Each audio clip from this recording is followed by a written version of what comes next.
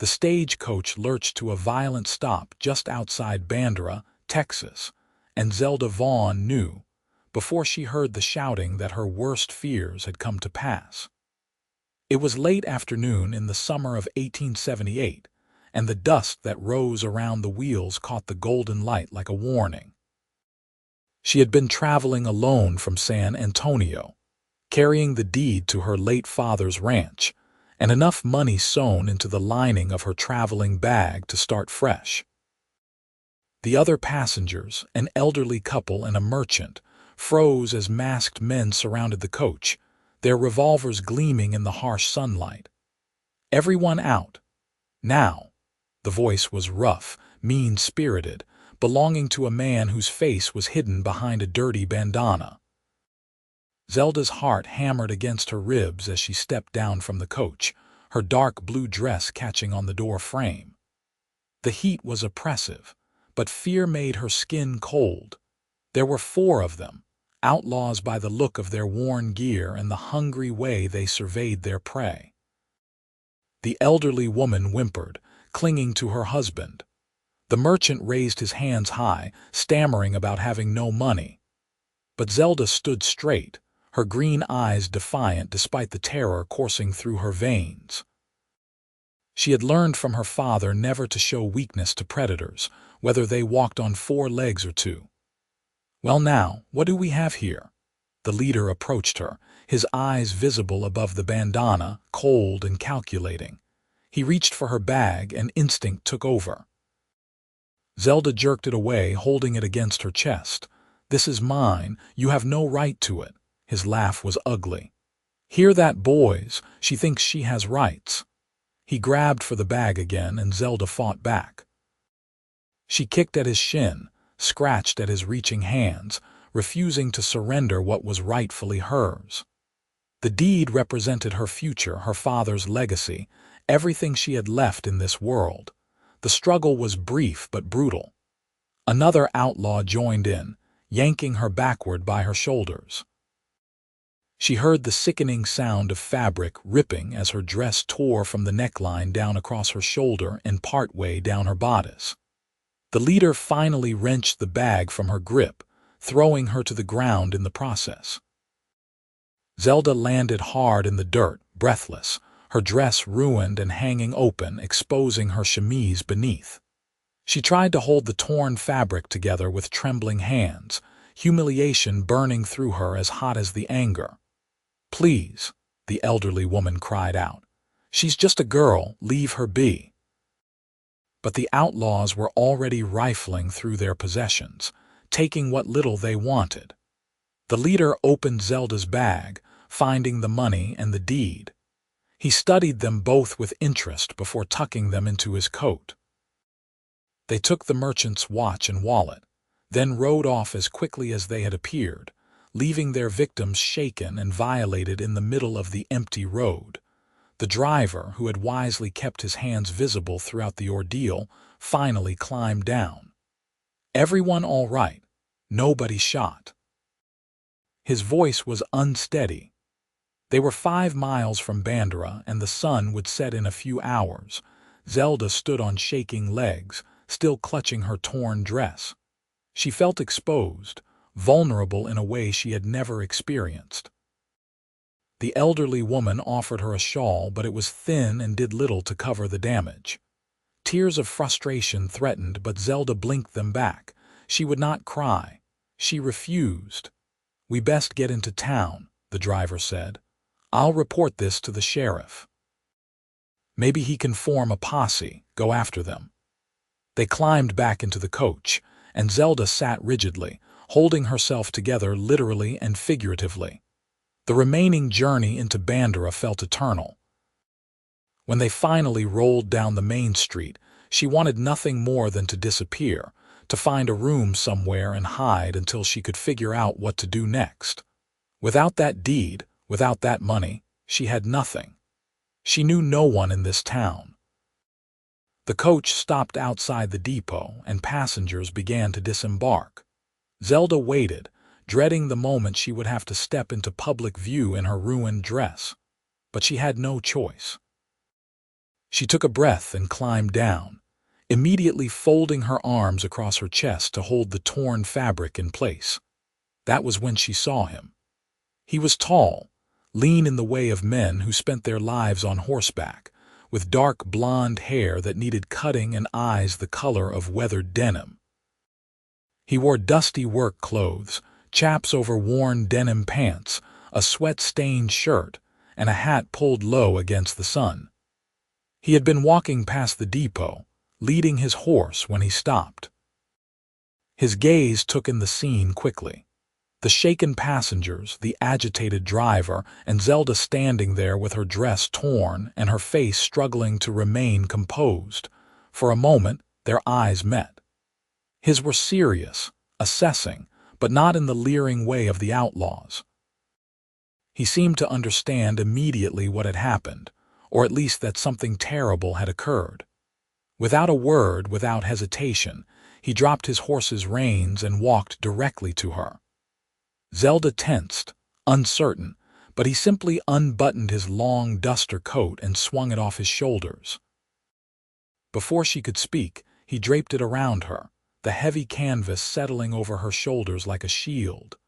The coat was warm from his body, smelling of leather and sage and honest sweat. It engulfed her smaller frame, covering the torn dress completely. Zelda looked up at him, words catching in her throat. His face was weathered, perhaps 30 years old, with the kind of lines that came from squinting into sun and wind rather than age. There was something steady about him, something that made her feel, for the first time since the attack, a measure of safety. "Thank you," she managed, her voice barely above a whisper.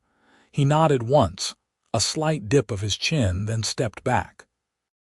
He did not ask questions, did not demand explanation, did not treat her like something broken. He simply gave her what she needed and respected her space. "Franklin Wheeler," he said finally, his voice low and rough from disuse. "If you need anything else, I work at the Triple Bar Ranch just outside town." "Zelda Vaughn," she replied, pulling his coat tighter around herself. "I need to speak with the sheriff. I was robbed." His expression darkened. "I'll walk you there." It was not a question. He gathered his horse's reins and gestured down the street. Zelda fell into step beside him, grateful beyond measure for his presence. The coat helped, but having someone beside her, someone solid and calm, helped even more. The sheriff's office was a squat building near the center of town. Franklin tied his horse outside and followed Zelda in, standing slightly behind her in a way that felt protective but not overbearing. Sheriff Donovan was a heavy-set man with gray whiskers and tired eyes. He listened as the stage-coach driver and passengers recounted the robbery, nodding grimly. "4 men masked on the North Road," he repeated, writing notes. "This is the 3rd coach they have hit this month. They are getting bolder." His gaze moved to Zelda. "Miss Vaughn, I am sorry for your ordeal. Can you describe anything particular about them?" Zelda forced herself to focus, to push past the humiliation and fear. The leader was tall, over 6 feet. He had brown eyes, a scar on his left hand shaped like a crescent. The others called him Dutch. The sheriff's eyebrows rose. "Dutch Keller. That is useful information, miss. He runs with the Keller gang, been causing trouble from here to Del Rio. I will wire the Rangers, see if we can get help tracking them down. What did they take from you?" "Money. $300. And the deed to my father's ranch, the Vaughn place about 20 miles west of here. He passed 2 months ago and I was coming to claim it, to live there." Her voice remained steady, though the admission hurt. She had lost everything. "I know the place." Franklin spoke for the first time since they entered. "Old Daniel Vaughn's spread. Good land, good water." He looked at Zelda with something like respect. "Your father was a fair man. I met him a few times at market." The small connection to her father, to someone who remembered him kindly, nearly undid Zelda's composure. She swallowed hard. "Did you know he was ill?"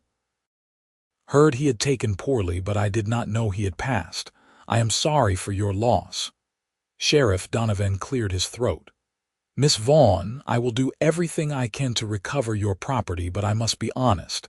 These outlaws are slippery. It may take time. Do you have somewhere to stay in town?" "Family? No, I will find a boarding house. Mrs. Patterson runs a respectable place on Oak Street. Tell her I sent you. She will give you a fair rate." The sheriff stood, effectively ending the interview. "I will keep you informed of any progress." Outside, the sun was beginning its descent, painting the sky in shades of orange and purple. Zelda stood on the boardwalk, feeling lost. She had a little money in her pocket, enough for a few nights' lodging and meals, but then what? Without the deed, she could not claim the ranch. Without the ranch, she had no home, no income. "I will walk you to Mrs. Patterson's," Franklin said quietly.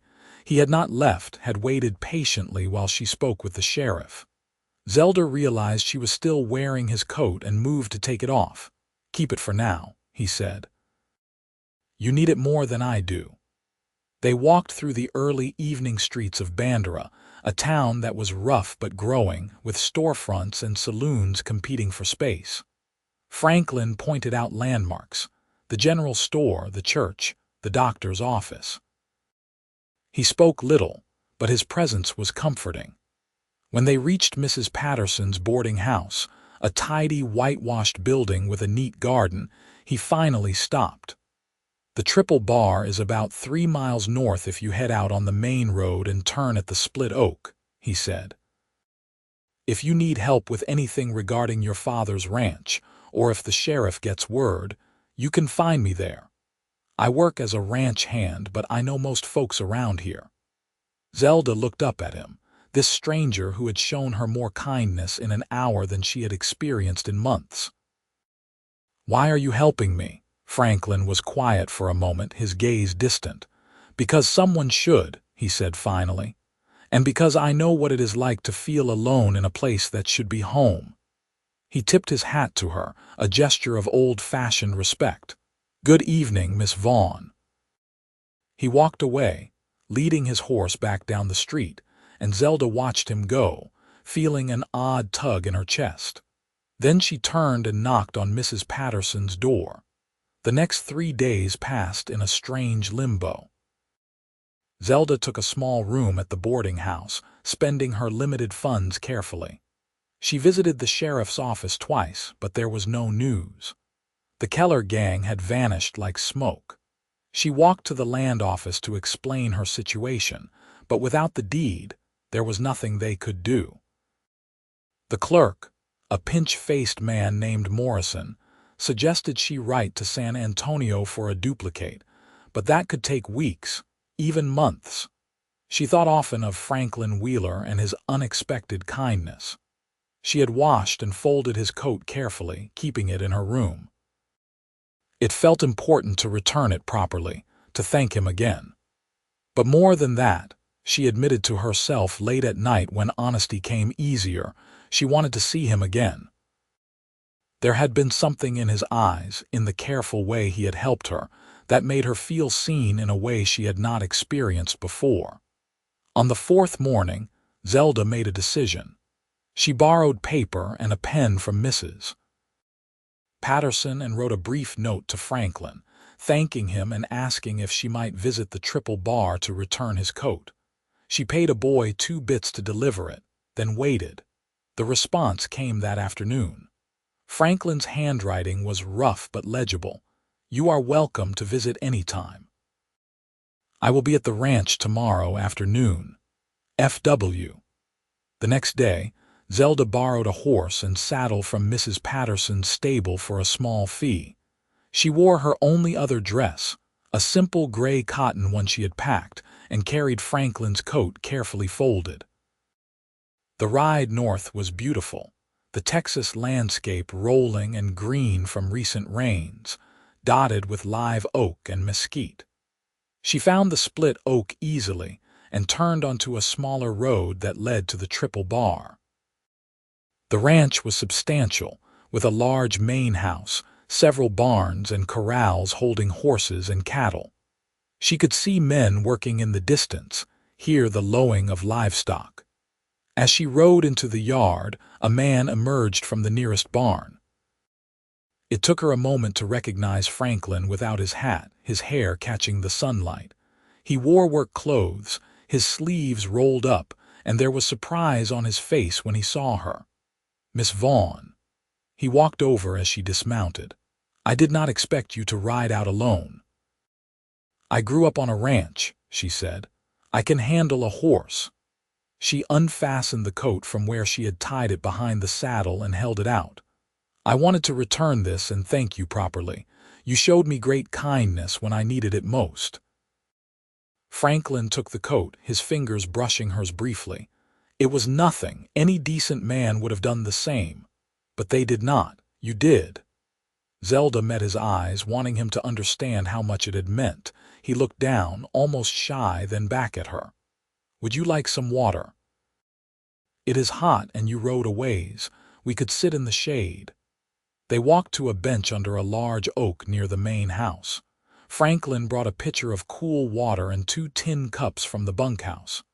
As they sat, he asked, "Any word from the sheriff?" "Nothing. The gang has disappeared. I wrote to San Antonio for a duplicate deed, but it could take a long time. Meanwhile, I cannot access the ranch, and my money is running out." Zelda had not meant to unburden herself, but something about Franklin's quiet attention made it easy. "I do not know what I will do." Franklin was silent for a moment, thinking. "The Vaughn place has been sitting empty for 2 months, you said." "Yes. My father had a foreman, but he left when father fell ill. I tried to hire someone to mind it from San Antonio, but it was complicated. Empty ranches attract trouble. Squatters, thieves. The house could be damaged, livestock scattered if any were left." He turned to her. "You should go there, deed or no deed. It is your property, your inheritance. Live there, work it. When the deed comes through, it will only confirm what is already true." "But I cannot run a ranch alone." "No," Franklin agreed, "but you could hire help. There are men looking for work, good men, and those of us on neighboring ranches would help if you needed it. It is what folks do out here." Hope flickered in Zelda's chest. "You really think I could?" "I think you fought 4 armed outlaws for your property. I think you are not someone who gives up easy." There was admiration in his voice and something else, something warmer. "If you want, I could ride out there with you, help you assess what needs doing. I have Sunday off this week." "You would do that?" "I would." They made plans to meet early Sunday morning. As Zelda rode back to town, she felt lighter than she had since the robbery. There was a path forward now, a possibility. And there was Franklin, who looked at her like she was capable, like she was strong. The feeling was unfamiliar and precious. Sunday arrived with clear skies. Franklin met her at the boarding house with 2 horses, a pack horse loaded with supplies. "Thought we might need tools, food, just in case," he explained. They rode west together, talking more easily now. Franklin told her about his life, how he had come to Texas from Missouri 5 years ago after his parents died, how he had worked his way up from drifter to trusted ranch hand. Zelda shared her own story, growing up helping her father, learning the ranch work alongside the hired men, losing her mother young and then, finally, her father. "He left me the ranch because he knew I could handle it," she said. "He believed in me. I cannot let him down by giving up."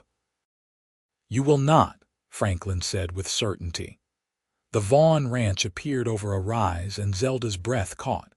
It was smaller than the triple bar but beautiful, with a sturdy stone and wood house, a barn, corrals, and pasture ellen stretching to the hills. It looked abandoned, yes, but not ruined. They rode up to the house and Franklin helped her dismount. The front door was unlocked and inside, everything was dusty but intact. Her father's furniture, his books, the kitchen where she had learned to cook. "It is still here," she whispered. "It is still mine." They spent the day cleaning, assessing. The roof needed minor repairs, the barn door had come loose, but overall the place was sound. There were no cattle left, but a few wild horses grazed in the far pasture. Franklin was handy, fixing the barn door, checking the well, making notes of what needed attention. As the sun began to set, they sat on the porch steps, exhausted but satisfied. "You could move in tomorrow if you wanted," Franklin said. "The place is livable. You would need supplies, furniture that needs fixing, but it is a start. I will need help, though, someone who knows ranching who can help me rebuild." Zelda looked at him, her heart beating faster. "Franklin, would you consider working here? I cannot pay much at first, but once I have the deed and can get a loan from the bank, I could pay fair wages. I would need a foreman, someone I trust." Franklin stared at her, surprise clear on his face. "You want to hire me?" "I do. You know ranching, you know the area, and you have been kinder to me than anyone. I trust you." It was true. In less than a week, she had come to trust this quiet, steady man more than people she had known for years. He was quiet for a long moment, his expression unreadable. Then he said, "I would need to give notice at the Triple Bar, do it right.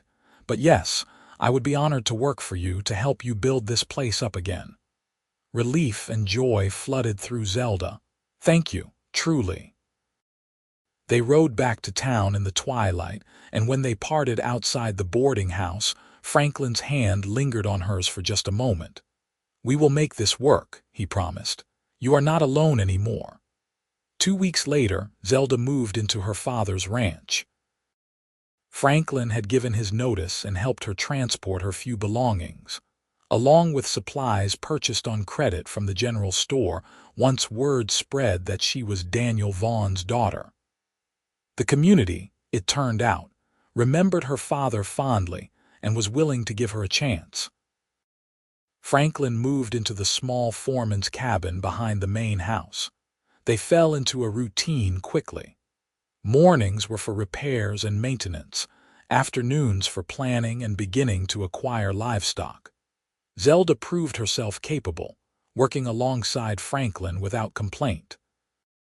She could mend fence, tend horses, and cook meals that they shared on the porch in the evenings. Those evening conversations became the highlight of Zelda's days. Franklin opened up more as time passed, sharing his thoughts, his dry humor, his dreams of one day owning land himself. Zelda found herself watching him as he worked, noticing the strength in his arms, the concentration on his face, the gentleness with which he handled the animals. She was falling for him, slowly and surely. As the sun set each night, she thought he might feel the same. She caught him watching her sometimes, his expression soft. He found small ways to help her, to make her life easier. He fixed the porch swing without being asked. He brought her wildflowers once, awkwardly presenting them and saying only that he thought they would brighten the kitchen. But neither of them spoke of it. Zelda told herself it was too soon, too complicated. She was his employer, he was rebuilding his life, they both had too much to risk. Yet the tension between them grew, sweet and aching. One evening in late September, nearly 2 months after the robbery, Sheriff Donovan rode out to the ranch. Zelda and Franklin were working in the barn when they heard his call. They emerged to find him dismounting, his face grim. "Miss Vaughn, Mr. Wheeler, I have news." He reached into his saddlebag and pulled out a familiar leather bag. "The Rangers caught up with the Keller gang near Del Rio 3 days ago. There was a shootout.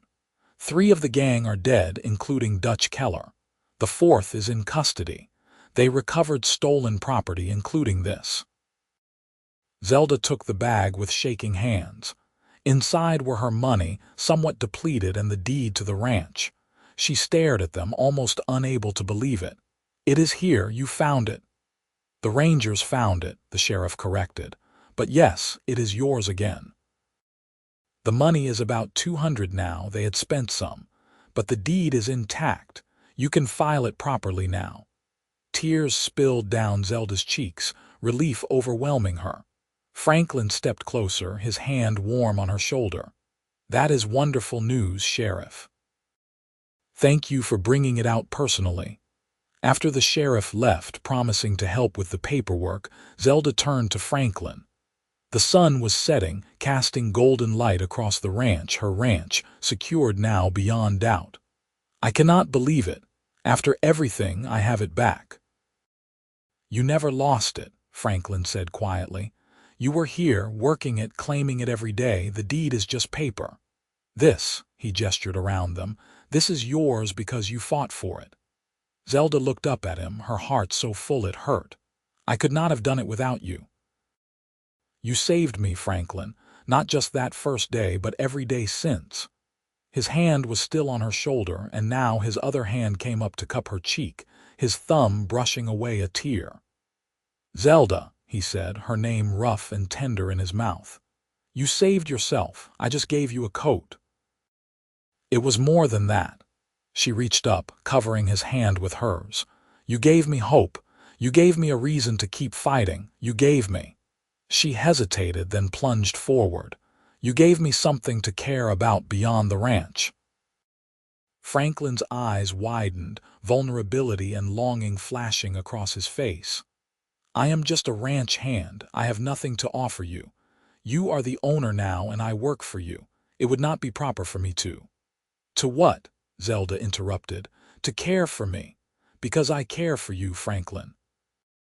I have for weeks now, and I do not give a damn about proper." A slow smile spread across his face, transforming it.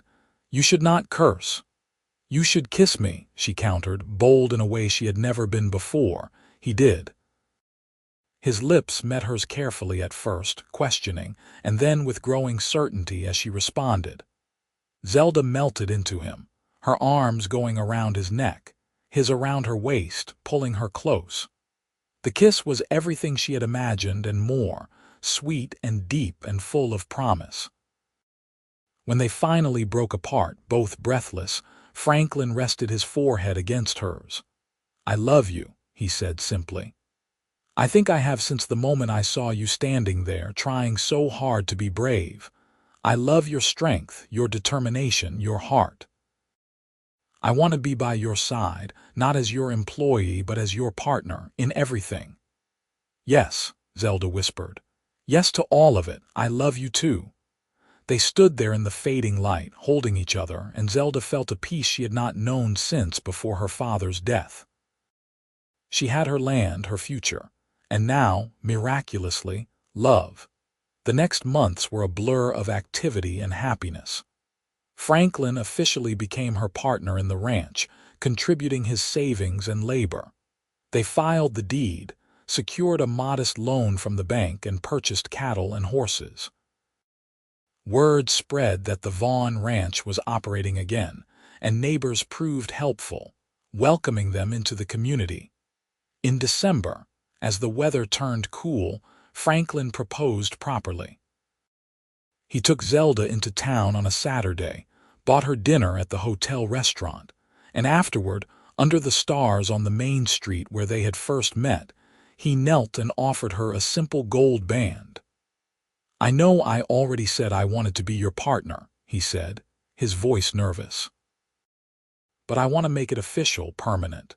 Zelda Vaughn, will you marry me? Will you let me spend the rest of my life loving you, working beside you, building a future together?" "Yes," Zelda said, pulling him to his feet and kissing him soundly. "Yes, 1,000 times yes." They married in January of 1879 at the small church in Bandera, with Mrs. Patterson and Sheriff Donovan and half the town in attendance. Zelda wore a dress of cream lace that the local seamstress had made, and Franklin wore a new suit that made him look uncomfortable but handsome. When the preacher pronounced them husband and wife, Franklin kissed her with such tenderness that Zelda heard several women in the pews sigh. The ranch flourished under their joint management. Franklin's knowledge and Zelda's determination proved an unbeatable combination. They expanded slowly, carefully, building a reputation for quality livestock and fair dealing. Their evenings were still spent on the porch, but now they sat together on the swing Franklin had repaired, his arm around her, her head on his shoulder, talking about their day, their plans, their dreams. In the fall of 1879, Zelda discovered she was pregnant. She told Franklin one evening after supper, watching his face carefully for his reaction. For a moment, he simply stared at her, processing. Then joy broke across his features like sunrise. A baby. We are going to have a baby. He picked her up and spun her carefully, making her laugh. Zelda, that is the best news. Are you happy? Are you well? I am both, she assured him. I am incredibly happy. Their son was born in May of 1880, a healthy baby with Franklin's blue eyes and Zelda's dark hair. They named him Daniel, after Zelda's father, and called him Danny. Franklin proved as devoted a father as he was a husband, doting on the boy, walking the floors with him at night so Zelda could rest, teaching him to laugh with silly faces and songs. Watching her husband with their son, Zelda often reflected on the strange path that had brought them together. The robbery that had seemed like a catastrophe had ultimately led her to Franklin, to this life, to happiness she had not imagined possible. She did not forget the trauma, the fear, the violation of that day. But she had also learned that terrible things could lead to beautiful ones, that kindness from a stranger could change everything, that love could grow even in the hardest soil. The years rolled on, bringing challenges and triumphs in equal measure. A drought in 1881 tested them, but they endured, helping neighbors and being helped in turn. A particularly harsh winter in 1882 was survived through careful preparation and mutual support. The ranch grew steadily, and their reputation along with it. Zelda proved herself a shrewd businesswoman, negotiating deals and managing finances with skill. Franklin ran the daily operations with quiet competence, earning the respect of the men they hired and the surrounding ranchers. In 1883, Zelda gave birth to their second child, a daughter they named Grace. She had Franklin's fair coloring and Zelda's green eyes, and she was cherished beyond measure. Danny, now 3, was fascinated by his little sister, wanting to help with everything. The house that had been so lonely was now filled with life, with laughter, with the sounds of a family. Franklin built additions onto the house as needed, expanding it room by room. He added a proper nursery, a larger kitchen, a study where Zelda could manage the ranch accounts. Each improvement was done with care, with an eye toward the future they were building together. In the evenings, after the children were asleep, Franklin and Zelda still found time for each other. They would sit together, talking about the day, making plans, or sometimes just being silent in comfortable companionship. Franklin would hold Zelda's hand, his thumb tracing patterns on her skin, and she would lean against him, feeling utterly content. "You ever think about that day?" Zelda asked one night in 1884, 6 years after they had met. The day of the robbery, Franklin was quiet for a moment. "Sometimes," he admitted, "I think about how easily I could have walked past that coach, could have minded my own business. I almost did. I was tired, wanted to get home. But something made me stop. I am glad you did, more than I can ever say. I am too. You are the best thing that ever happened to me, Zelda. You and the children, this life we have built. Sometimes I cannot believe it is real, that I get to wake up next to you every morning." Zelda turned to kiss him softly. "It is real. We are real. And I love you more with every passing year." By 1885, the ranch was prosperous enough that they could afford hired help beyond seasonal workers. They employed 2 full-time ranch hands and a woman from town to help with the house and children. This allowed Zelda and Franklin to focus on expansion and improvement, to take occasional trips into San Antonio for business and pleasure, to simply enjoy the fruits of their labor. Danny was growing into a bright, energetic boy who loved the ranch and followed his father everywhere. Grace was a sunny toddler who charmed everyone she met. Watching them play together, Zelda felt a profound gratitude for the family she had, for the second chance at happiness that had come from such an unlikely beginning. In the spring of 1886, Zelda discovered she was pregnant again.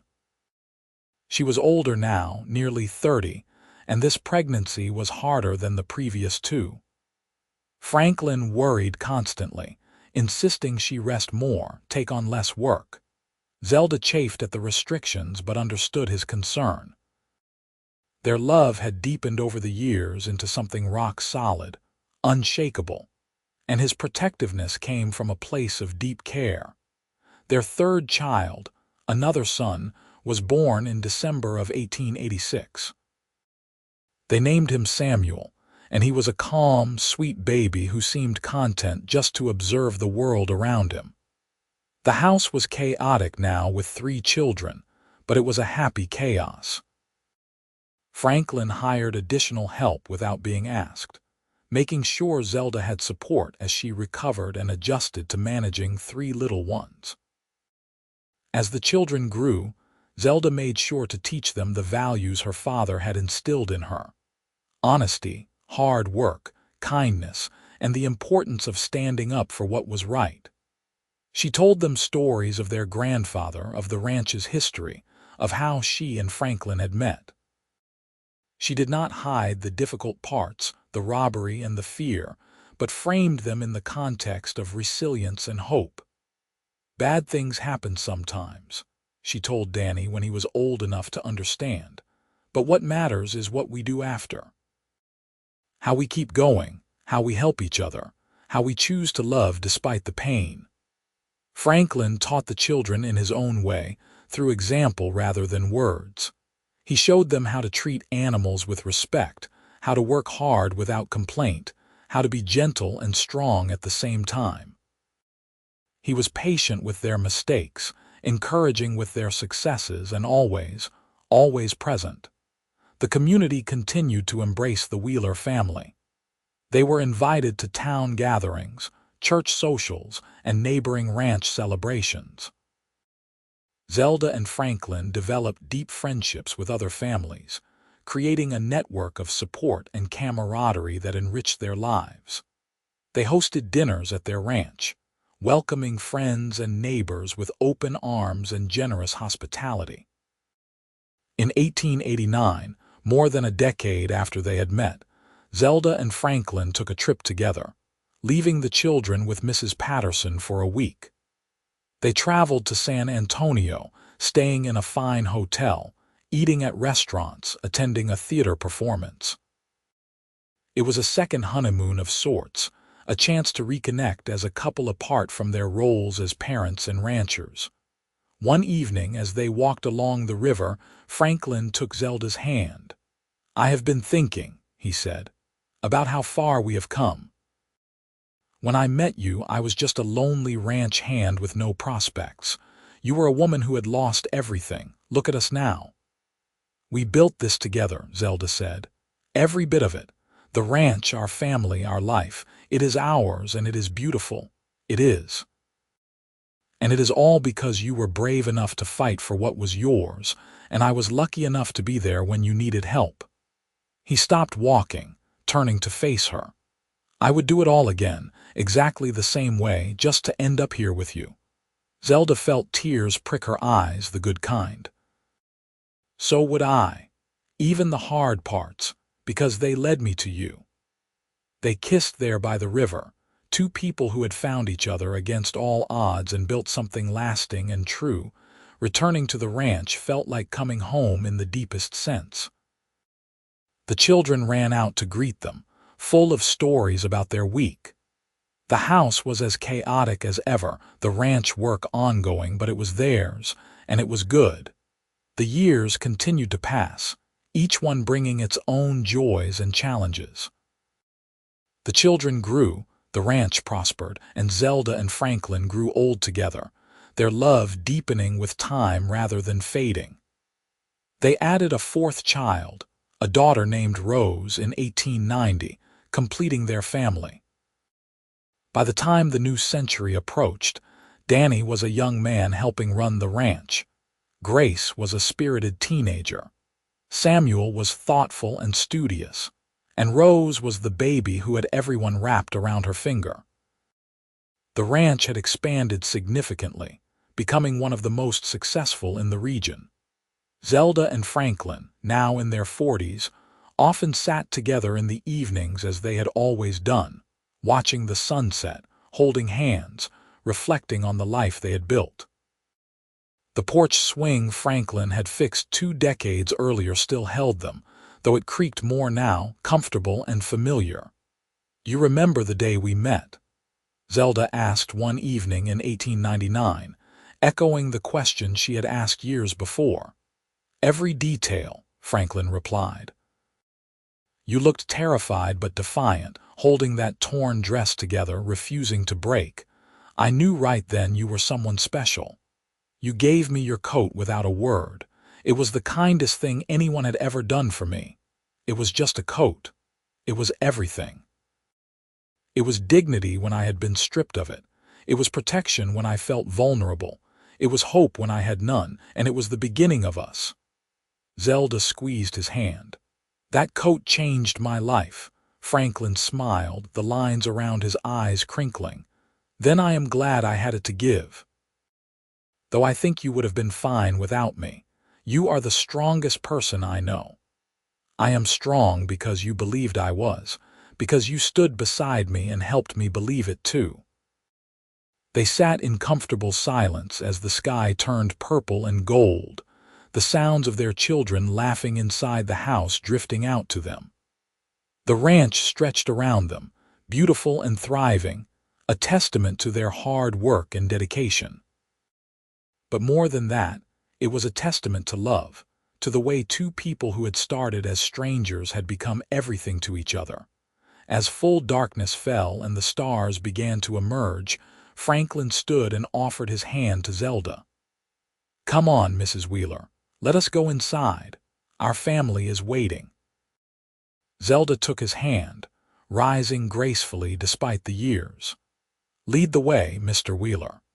They walked into the house together, into the warmth and light and love they had created, leaving the porch swing swaying gently behind them. The ranch would be there tomorrow, and all the tomorrows after that, passed down to their children and their children's children.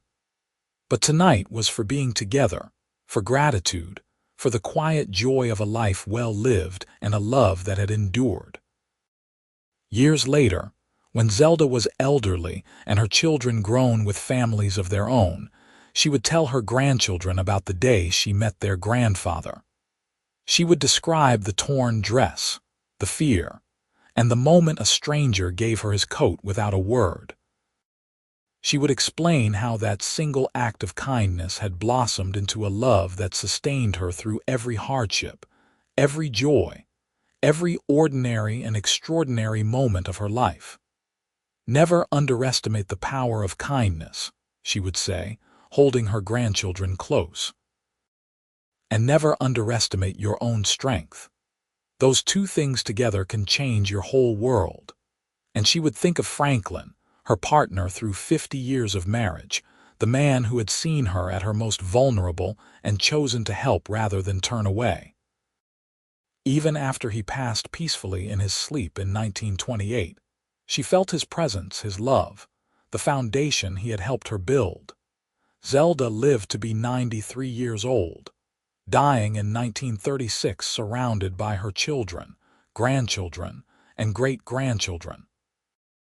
The ranch was still operating, still thriving, a legacy of love and determination. Her last words, spoken to her eldest son Danny, were simple and profound. "Take care of this place. Your father and I built it with love. Pass that love on," and they did. The Vaughn Wheeler Ranch continued for generations, And the story of how it began, with a torn dress and a cowboy's coat and two people who found each other when they needed it most, became family legend. It was told and retold, a reminder that even from violence and loss, beauty could grow. That kindness mattered. That love, real and true and hard-fought, was the greatest legacy anyone could leave. The coat itself, carefully preserved, hung in the ranch house for decades, a tangible symbol of where it all started.